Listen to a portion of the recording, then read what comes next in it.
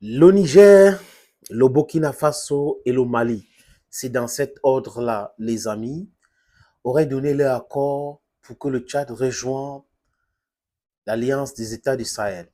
Ce n'est pas pour tout de suite, mais ils vont commencer à étudier le dossier du Tchad pour cette possibilité d'intégration de l'Alliance des États du Sahel. C'est un expert malien qui, à la presse, a divulgué cette information. Il est aussi proche de la présidence, du moins il travaille avec le président Assimi Goïta, qui est aimé par les Maliens.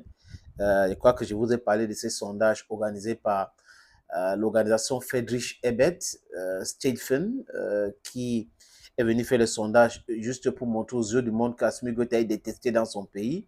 Mais à la fin de fin, ils ont pris la honte. Ils étaient obligés de publier le résultat du sondage qui montre plutôt que 4 Maliennes sur 5 sont pour la gouvernance actuelle, pour la transition actuelle. Ils ont d'autres chats à fouetter, pas que les élections dans ce pays. Ils disent clairement que les élections vont venir au moment opportun. Donc, c'était un bon message à l'endroit de cette Union européenne qui demande aux Maliens, aux Burkinabés, aux Nigériens d'organiser les élections et les pays qui sont en guerre, une guerre orchestrée et financée par ce que vous connaissez, l'impérialisme occidental, et ils font exactement la même chose en Ukraine, mais bon, peut-être c'est une question de ce que vous connaissez parce qu'ils n'aiment pas forcément les Noirs.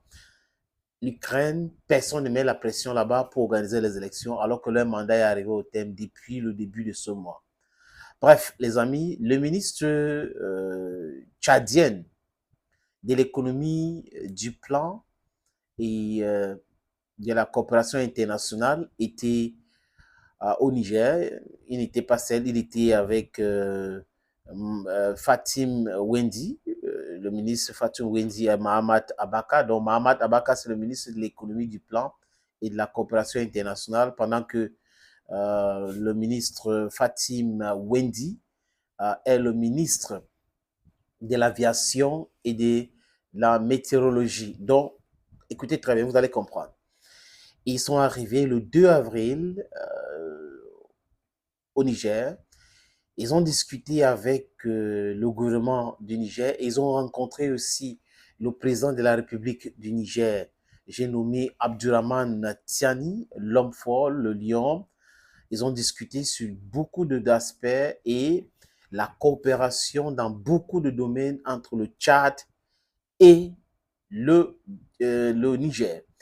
Il est parti du Niger le 3 et atterri à Ouagadougou pour rencontrer le président, le lion des lions, le lion de Ouagadougou, Ibrahim Traoré. Ils ont discuté avec Ibrahim Traoré la coopération entre le Tchad et le Burkina Faso, et aussi au Burkina Faso, les amis, les deux ministres qui géraient cette délégation, qui étaient les chefs de cette délégation, le ministre des Finances, du Plan et de la Coopération internationale, le ministre de l'Aviation et la météorologie, ont demandé, apporter un message de Kakadebi à Ibrahim Traoré pour les soutenir, pour soutenir leur candidature à la direction de la SECNA.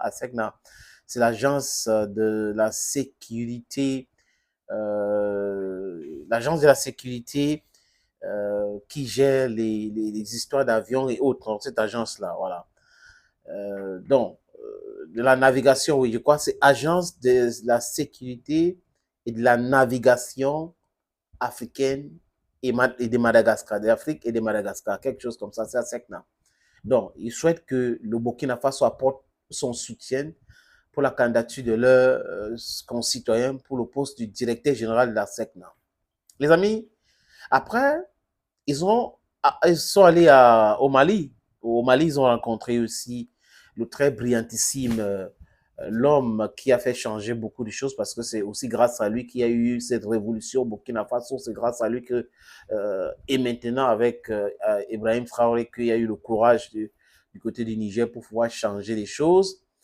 Assimi Goïta les a accueillis. Assimi Goïta a reçu Mohamed Abaka et Fatim Wendy, et ils ont discuté avec eux. C'est là où sort l'histoire de l'intégration du Tchad dans l'Alliance des États du Sahel. Vous savez qu'il y a de cela quelques mois, les pays de l'Alliance des États du Sahel sont sortis de la CEDEAO.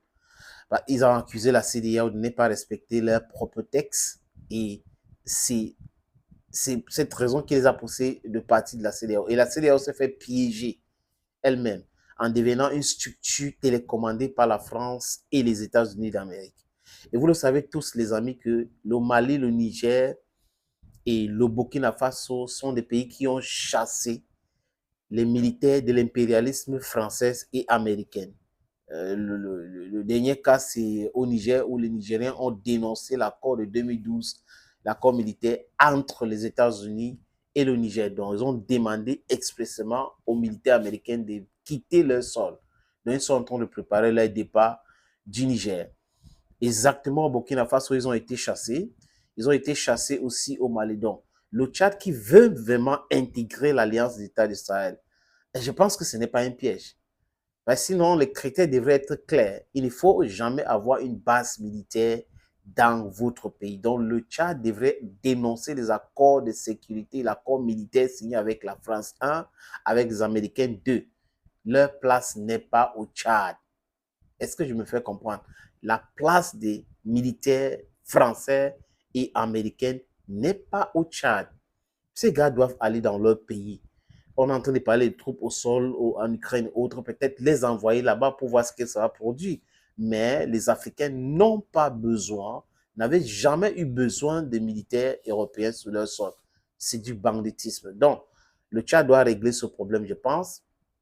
Aussi, le Tchad doit accepter entrer dans cette nomenclature de réflexion pour la sortie dans ce qu'on a appelé le franc CFA, cette monnaie criminelle, cette monnaie créée par ces brigands qu'on appelle De Gaulle, du point de vue de l'Africaine que je suis, parce que je vous ai dit qu'à chaque fois que j'analyse l'actualité politique ou j'analyse les aspects géopolitiques et géostratégiques, dans l'actualité, les amis, je fais ça du point de vue de l'Africaine que je suis, du point de vue de petit monsieur de Kona, d'Engi ou de Bamenda que je suis. C'est exactement comme ça qu'il faut le faire.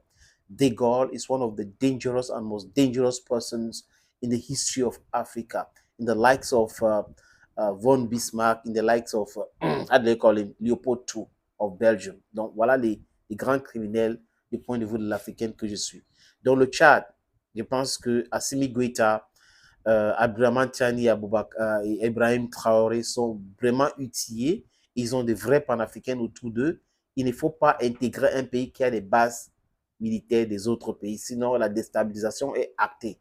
Donc le Tchad, après les élections, va devoir choisir entre ces bases militaires et l'intégration dans l'AES.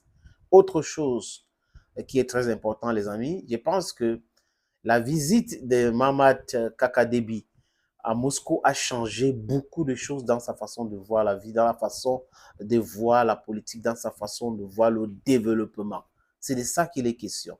Et il a bien compris que dans ce truc, dans cette alliance, il y a beaucoup de choses bénéfiques, comme la construction d'une centrale nucléaire civile, il faut préciser civile pour le moment, parce que comme si on continue de nous menacer, il va falloir que nous nous protégeons aussi avec des armes sophistiquées.